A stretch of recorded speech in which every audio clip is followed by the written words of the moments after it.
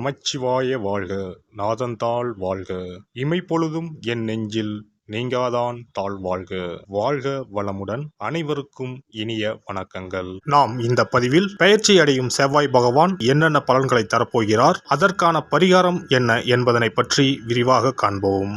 உங்கள் வாழ்வில் வளமும் நலமும் செல்வ செழிப்பும் பெற எல்லாம் வல்ல இறைவனை வேண்டி விரும்பி கேட்டுக்கொள்கிறேன். நவ கிரகங்களின் தளபதியாக செவ்வாய் பகவான் விளங்கி வருகிறார். இவர் மேசம் மற்றும் விருச்சிக ராசியின் அதிபதியாக திகழ்ந்து வருகிறார். செவ்வாய் பகவான் 45 நாட்களுக்கு ஒரு முறை தனது இடத்தை மாற்றுகிறார். இவருடைய இடமாற்றம் மிகவும் முக்கியமானதாக கருதப்படுகிறது. நவ கிரகங்கள் அவ்வப்போது தங்களது இடத்தை மாற்றுவார்கள். அதற்காக சில காலமும் எடுத்துக்கொள்வார்கள். அந்த வகையில் செவ்வாய் பகவான் வரும் டிசம்பர் 27ஆம் தேதி தனுசு ராசிக்குள் நுழைகிறார்.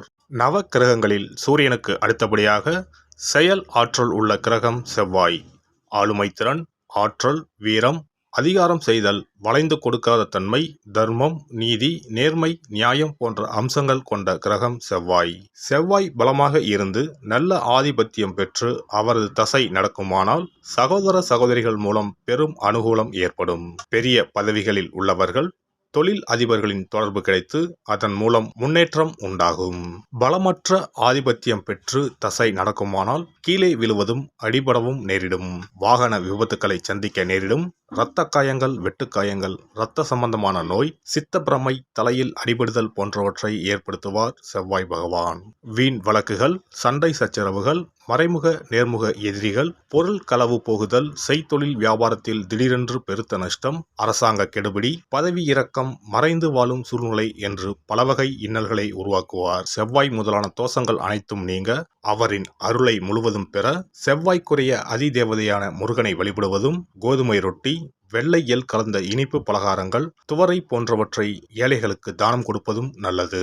செவ்வாய் கிழமைகளில் விரதம் இருந்து செவ்வாய் பகவானுக்கு விளக்கேற்றுவது, சஷ்டி விரதம், கிருத்திகை விரதம் மேற்கொள்வது, தினமும் கந்த சஷ்டி கவசம் படிப்பது நல்லது. மேலும் செவ்வாய்க்குரிய கல்லான பவளக்கல்லை மோதிரத்தில் பதித்து அணிவது, சிவப்பு நிற ஆடையை அணிந்து கொள்வது, செப்பு பாத்திரங்களை உபயோகிப்பது போன்றவற்றால் செவ்வாயால் உண்டாகக்கூடிய தோஷங்கள் குறையும். செவ்வாய் பகவானுக்கு செய்யும் பரிகாரங்கள் அனைத்தும் முருகனுக்கு உகந்தது என்பதால் முருகனின் திருவருளும் கிட்டும். திருமண வாழ்க்கையில் செவ்வாய் பகவானுக்கு முக்கிய பங்கு உண்டு. திருமணத்துக்கு வரன் பார்க்கும்போது பிள்ளைக்கோ அல்லது பெண்ணுக்கோ செவ்வாய் தோஷம் இருக்கிறதா என்றுதான் முதலில் கேட்பார்கள். அந்த அளவுக்கு செவ்வாய் தோஷம் மிகவும் முக்கியமானதாக பார்க்கப்படுகிறது. ஒருவரின் ஜனன ஜாதகத்தில் லக்னம், சந்திரன், சுக்கிரன் ஆகியோருக்கும் செவ்வாய் இருக்கும் இடத்துக்கும் உள்ள தொடர்பை கொண்டுதான் செவ்வாய் தோஷம் ஒருவரின் ஜாதகத்தில் எந்த அளவுக்கு வலிமையாக இருக்கிறது என்பதை கணிக்க முடியும்.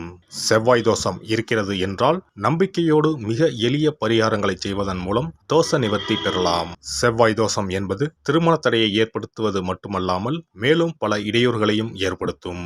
எனவே செவ்வாய் பகவானை செவ்வாய் தோறும் செவ்வாய் ஹோரையில் வழிபடுவதும், செவ்வாய்க்குரிய கடவுளான முருகப்பெருமானை 9 நெய் தீபம் ஏற்றி வழிபடுவதும் செவ்வாய் தோஷத்தினால் ஏற்படக்கூடிய அசுப பலன்களின் தாக்கத்தை பெரிதும் குறைக்கும் என்பது ஐதீகம். செவ்வாய் தோஷம் ஒருவருக்கு இருந்து ஒருவருக்கு இல்லை என்றால் திருமணம் செய்யக்கூடாது என்பது சாஸ்திரம். இருவருக்கும் இந்த தோஷம் இருந்தால் திருமணம் செய்து வைக்கலாம் என்று சிலர் சொல்வார்கள். ஆனால் பொதுவாக தோஷம் ஒருவருக்கு இருந்தாலும் சரி அல்லது இருவருக்குமே இருந்தாலும் சரி, தக்க ஜோதிடர்களை ஆலோசித்து முறைப்படி பரிகாரங்கள் செய்வதுதான் சரி. செவ்வாய் தோஷத்தால் திருமண தடை உள்ளவர்கள் வைத்தீஸ்வரன் கோவிலுக்கு வந்து அரசமரத்தடி விநாயகர் ஆதி வைத்தியநாதரை வழிபட்டு ஆலமரத்தை சுற்றி வர வேண்டும். வைத்தியநாத சுவாமி, தையல்நாயகி அம்மன், செவ்வாய்க்கு அதிதேவதையான முருகப்பெருமானை வழிபட வேண்டும். சன்னதியில் உள்ள செவ்வாய் பகவானுக்கு சிகப்பு வஸ்திரம் சாத்தி அபிஷேகம் செய்து பரிகாரம் செய்ய தடைகள் நீங்கும். எல்லாம் வல்ல இறையருளால் நீங்களும் உங்கள் அன்பு குடும்பமும் உடல் நலம், நீளாயுள், நிறை செல்வம், உயர் புகழ், மெய்ஞானம் ஓங்கி வாழ்க வளமுடன்.